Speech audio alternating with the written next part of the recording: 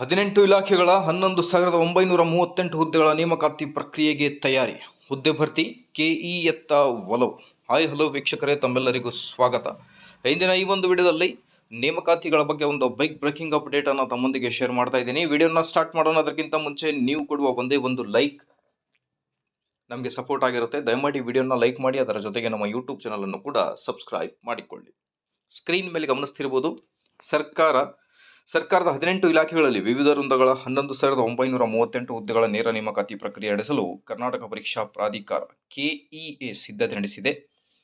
ಆ ಕ್ರಮಗಳಿಗೆ ಆಸ್ಪದ ಇಲ್ಲದಂತೆ ಪಾರದರ್ಶಕತೆಯಿಂದ ತ್ವರಿತಗತಿಯಲ್ಲಿ ನೇಮಕಾತಿ ಪ್ರಕ್ರಿಯೆಗಳನ್ನು ಪೂರ್ಣಗೊಳಿಸಲು ಕಾರಣಕ್ಕೆ ಬಹುತೇಕ ಇಲಾಖೆಗಳು ಖಾಲಿ ಹುದ್ದೆಗಳ ಭರ್ತಿಗೆ ಕೆಪಿಎಸ್ಸಿ ಬದಲು ಕೆಇ ಕಡೆಗೆ ಒಲವು ತೋರಿದ್ದಾರೆ. ಪೊಲೀಸ್ ಕಾನ್ಸ್ಟೇಬಲ್, ಸಿವಿಲ್,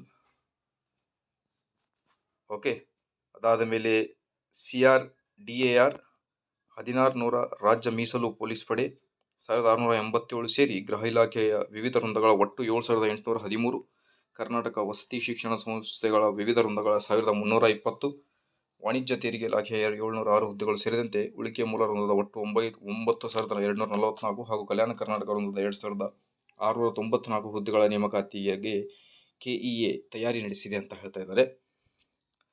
ಆದಷ್ಟು ಬೇಗ ನೇಮಕಾತಿಗಳಾಗಲಿ. ಮಾಹಿತಿ ಇಷ್ಟದಲ್ಲಿ like, share and subscribe. Thank you.